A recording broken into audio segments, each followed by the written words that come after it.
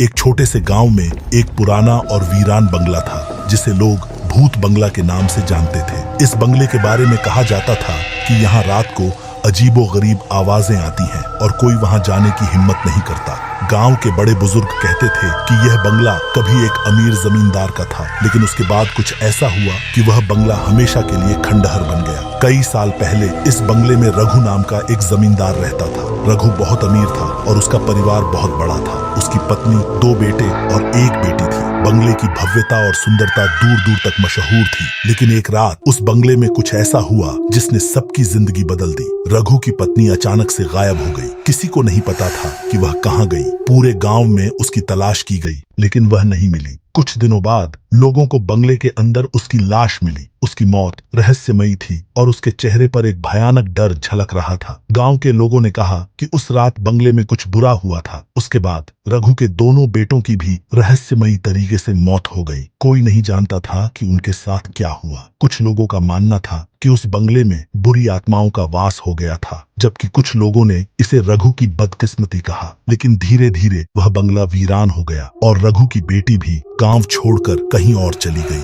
उस घटना के बाद से गांव के लोग उस बंगले के पास भी नहीं जाते थे। शाम ढलते ही लोग अपने घरों में चले जाते और दरवाजे बंद कर लेते। गांव में यह अफवाह फैल गई कि रात के समय उस बंगले में आत्माओं का बसेरा होता है। कई लोगों ने दावा किया कि उन्होंने बंगले के अंदर से चीखें सुनी हैं और कुछ ने कहा कि उन्होंने वहां पर साएं देखे हैं। गांव में एक लड़का था, उसका नाम आरव था। आरव को भूत प्रेत जैसी बातों पर यकीन नहीं था। वह हमेशा कहता था, यह सब बकवास है, भूत प्रेत कुछ नहीं होते, लोग बेवजह डरते हैं। आरव को गांव वालों की यह बातें बेकार लगती थी और वह हमेशा अपने दोस्तों के साथ इस बात पर हंसी मजाक किया करता था। एक दिन आरव के दोस्तों ने उससे मजाक में कहा, अगर तुझे भूतों पर यकीन नहीं है तो एक रात भूत बंगले में जाकर दिखा। आरव ने यह चुनौती स्वीकार कर ली और कहा, मैं आज रात भूत बंगले में जाऊंगा और तुम्हें बताऊंगा कि वहां कुछ नहीं है। उस रात आरव अपने दोस्त करण के साथ भूत बंगले की ओर निकल पड़ा। करण ने कहा, तू पागल है आरव, लोग बेवजह नहीं डरते, कुछ तो है इस बंगले में। लेकिन आरव ने उसकी एक नहीं सुनी और दोनों बंगले के दरवाजे तक पहुंच गए। बंगला बाहर से ही भयानक लग रहा था। टूटी हुई खिड़कियां,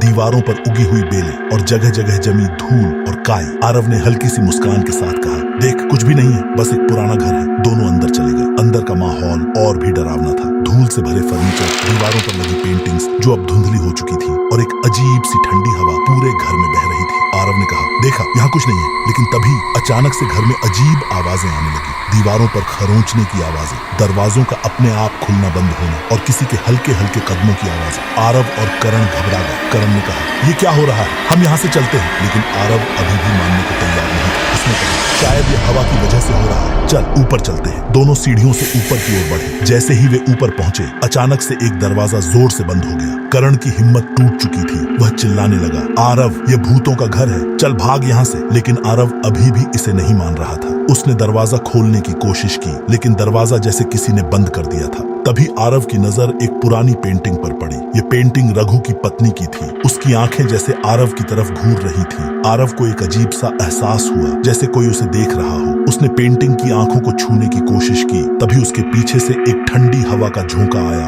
और वह चौंक गया। अब आरव को समझ में आ चुका था कि कुछ तो गलत है। वह और करण जल्दी से नीचे भागे, लेकिन घर के हर कोने से आवाजें आ रही थी। जैसे ही वे दरवाजे के पास पहुंचे, दरवाजा अपने आप बंद हो गया। दोनों ने जोर से चिल्लाना शुरू किया, लेकिन कोई सुनने वाला नहीं था। अचानक से बंगले के अंदर एक बूढ़ी औरत का साया दिखाई दिया। वह औरत रघु की पत्नी की तरह दिख रही थी। उसने धीमी आवाज में कहा, तुम यहाँ क्यों आए हो, ये जगह तुम्हारे लिए नहीं है। आरव और करण हिम्मत करके उस साये से पूछते हैं, आप कौन हैं और यहाँ क्या हो रहा है। उस औरत ने कहा, मैं रघु की पत्नी हूँ, मुझे इस बंगले में कैद कर दिया गया था। मेरे पति और बच्चों की आत्माएं यहाँ भटक रही हैं। इस बंगले में बहुत बुरी शक्तियां हैं जो किसी को यहाँ से जिंदा नहीं जाने देती। आरव और करण का दिल दहल उठा। अब उन्हें समझ में आ गया था कि गांव वाले क्यों इस जगह से डरते थे। दोनों ने उससे माफी मांगी और कहा कि वे यहाँ से जाना चाहते हैं। औरत ने कहा, तुम्हें यहाँ से जाने के लिए मेरी मदद करनी होगी। बंगले में एक पुराना ताबूत है जिसमें मेरी आत्मा कैद है। अगर तुम उसे तोड़ दो तो मैं मुक्त हो जाऊंगी और तुम यहाँ से जा सकोगे। आरव और करण ने अपनी सारी हिम्मत जुटाई और ताबूत की खोज में निकल पड़े। ताबूत एक पुराने कमरे में छिपा हुआ था, जिसे ढूंढने में उन्हें काफी वक्त लगा।